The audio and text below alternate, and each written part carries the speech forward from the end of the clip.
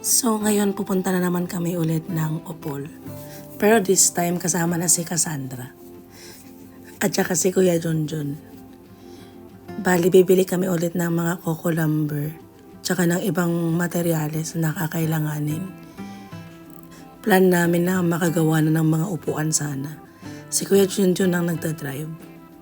Bumili kami ulit ng ulam namin.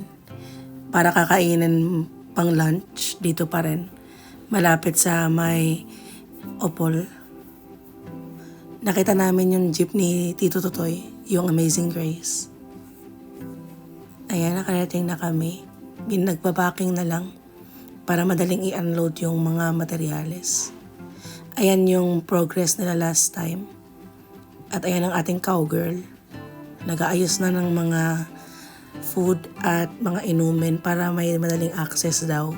Pero priority niya talaga yung Coke. Kasi nangihina daw siya ng walang Coke. Ayan si Cassandra. Busy sa puso ng saging. Ewan ko anong ginagawa niya dyan pero sige lang girl. Ayan si Kuya Junjun naman. Nagka-grass cutter na. Bale gas powered siya.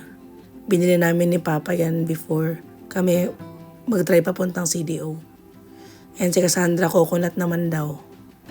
Nagpa-practice ng kanyang skills para magliwat daw siya sa kanyang Nana Estong. Ayan pa rin si Kuya Junjun. Nagtaano pa rin ng mga grass. Kaya mo yan kuya. Ayan sila pass forward. Gumagawa na pala sila ng upuan gamit yung bamboo na binili namin. Pinapako lang siya. Ayan, may nakaupo na. Pwede na. Nag-lunch na kami. At itong dalawa na to, hindi pa rin tapos ang kanilang kwentuhan. Hindi pa rin talaga sapat yung ilang araw kaming nag-drive from Manila. Talagang may kwentuhan pa rin sila. Sige, push nyo yan. Nakaupo na sila ngayon sa mga upuan na ginawa nila. Si Estong naman may upuan pero dyan pa rin siya umupo sa sahig. May nagbigay pala sa amin ng puno ng saging. Yung katabi naming bahay, Estelote. Yan ang ating model. Ang nag-iisa nating cowgirl, si Estong. Si Papa naman daw magka-grass cutter. Talagang ayaw magpaawat. Sige, push mo yan. Fast forward natin. Nakikamit din kami ng hose ng kapitbahay. At ayan si Estong. Bagay na bagay sa pick-up nating pula. Pabalik na kami. Ayan si Kuya Raymond niyo na sprain. Galing sila ng lingating. At si Papa naman ang kanyang doktor. Ayan si Papa ang masahista natin for today's video. May pa-efficacent. Si Teyang naman excited na excited. Sarap kasi magluto ni Estong. Si Papa naman, nagko-call center na naman. At ayan, nagchichill-chill lang kami, nanonood ng TV. Pamasahe pala sila uli. Si Papa, si Kuya Bakiran, tsaka sila Tito Totoy. At Kuya Dave. Ito yung masahista na i-recommend ni Kuya Junjun. Yung mga bata naman, ayan, kumakain na. Andito rin pala si Ate Coco at sila Kuya Janjan. Dumaan sila dito.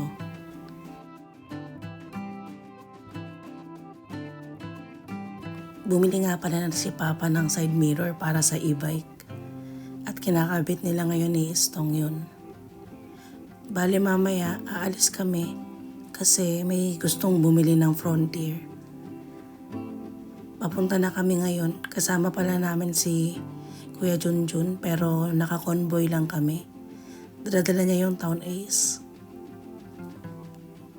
Medyo bittersweet kasi ang tagal naming nagamit si Frontier. Andito kami sa BPI.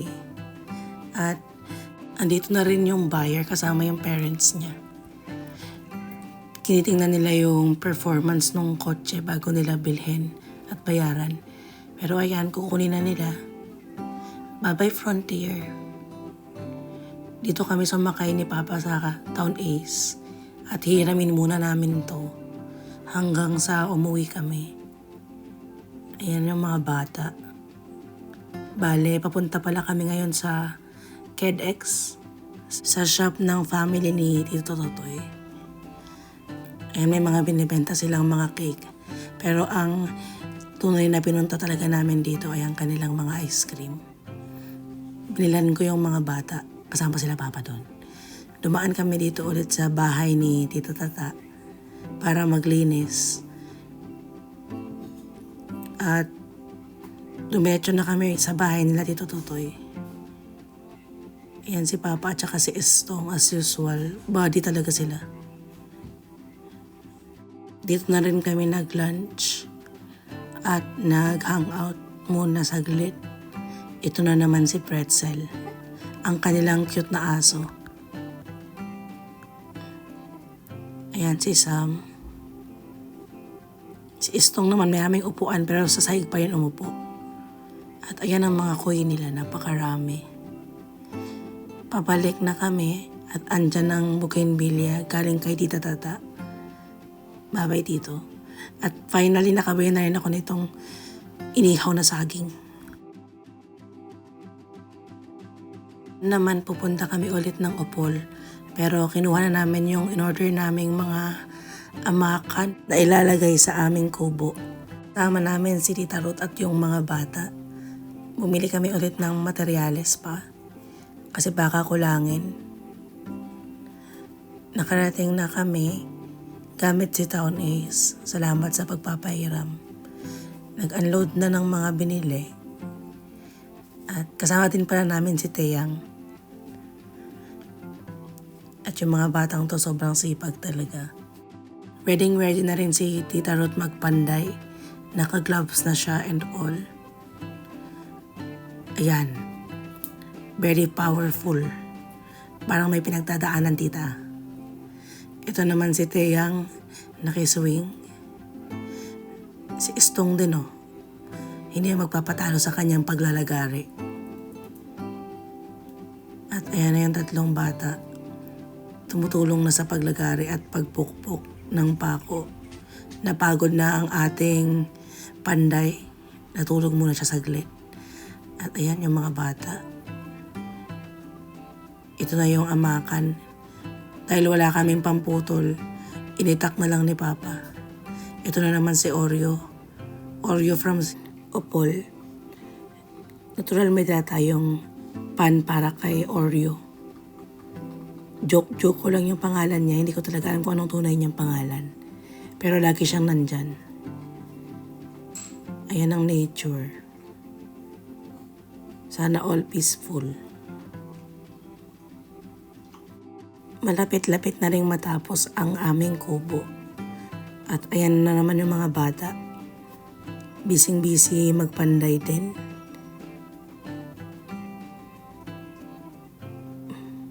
Gumawa na rin pala sila ng pintuan.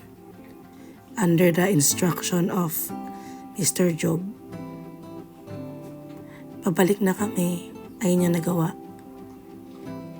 Si Papa pa rin ang magdadrive.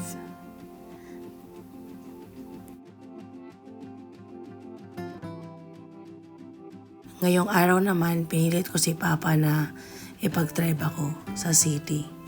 Dahil matagal na akong hindi nakakakain ng 24 chicken. At nabalitaan ko na meron nga dito. Ayan pa rin yung Xavier. Malapit lang dito yung 24 chicken. At ayan, nakabili na nga ang lola nyo. Kaya babalik na kami kila Estong. Ayan naman, pupunta kami sa bahay nila Kuya Junjun. Gamit ang kanyang kotse. O diba? Bale, si Papa ay magpapahilot ulit sa manghihilot na nirecommend ni Kuya. Pala yung isa sa mga pusa ni Kuya Junjun. Talagang may pinagmanahan. Si Papa ay baliktad. Ayan si Papa, ready nang magpahilot. Bale, ibibentosa daw siya ngayon. Ayan, as you can see, umaangat ang kanyang balat. Bale, nilagyan ng bulak at ng luya, ginger. At ayan, umaangat na ang kanyang balat uli. Tapos na siya magpa-massage Kaya ngayon maglalakad na kami papunta sa bahay ni Tita Ruth. At ayan ang tatay niyo, pagod na. Ang dami palang mga saging dito. At ito ang pinakamaganda, ang manok na itim. Napakaganda yan tingnan. Shining, shimmering, splendid. Ayan, si Papa umangkas sa motor ni Kuya Junjun. Kasi matagal na siyang di nakapag-motor. Kaya ayan, nakakatuwa na nakaangkas siya. Bale, pupunta pala kami ngayon sa puntod nila Lolo Bincio, Lola Fina. Ayan, bagong lipat lang, pero may balak kaming papalitan yung lapida. Dahil malapit na kaming umuwi, sinundo na kami nila Kuya Dave. Babay muna sa bahay ni Estong. Pero kasama naman sila Estong at Cassandra hanggang sa umuwi kami. Nakarating na kami sa bahay ni Tito Totoy pero pumunta pa kami sa bahay ni Tita Tata para manghalongkat ng mga luma niyang pictures. Ayan, si Lola Fina. Meron din pala mga collection si Tita Tata ng mga picture namin. Nung bata pa kami. Ayan yung pinsan ko si Raquel naka-black. Ni Tita Tata nung bata pa siya. We miss you, Tita. Bumalik na kami sa bahay ni Tito Totoy at andito si Pastor Momo. Nagbigay pala ng halaman si Kuya Junjun.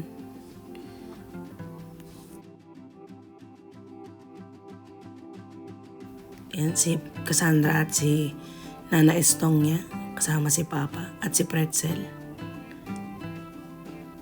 Ito pala yung mga coin nila dito uli. At si Butter. Ito naman si Durian ulit, nagpapakyut. Kinakalabit si Tito. Nag-breakfast na kami. Ayan, mga eggs. May chicken adobo din at noodles. Ayan ang dalawang magkapatid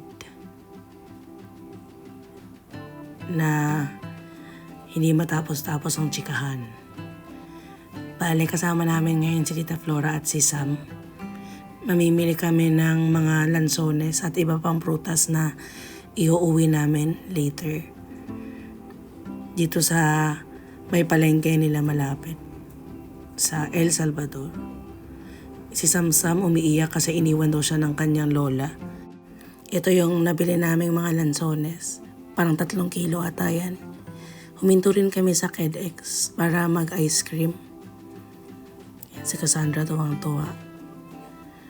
At ako din. Ayan si Estong, aalis na daw sila ni Cassandra. Kasi ayaw na daw nila kami makitang umalis. Ito naman si Durian. Bale, nagka-problema kami kasi na-delayed yung flight namin. Kaya late na rin kami magpapahatid sa kanila nila Tito Totoy. At nagbihis na rin pala si Papa. Punta na kami ng airport. Si Kuya Dave ang nagdadrive. Nakakahiya nga kasi si Tito Totoy pa nagbuhat ng box. Nakapag-check-in na kami at nakapagkape na ako. Nagka-problema na naman kami ulit kasi na-delayed na naman. Almost 3 hours na. Kaya may binigay na silang snacks. Finally, nag-boarding na. Pero again, may problema. Naagawan na upuan si Papa. Pero hindi na lang namin sinabi sa flight attendant kasi kapoy ng makipag-away. Nakarating na kami ng Terminal 2. At ayan yung mga bagahe namin.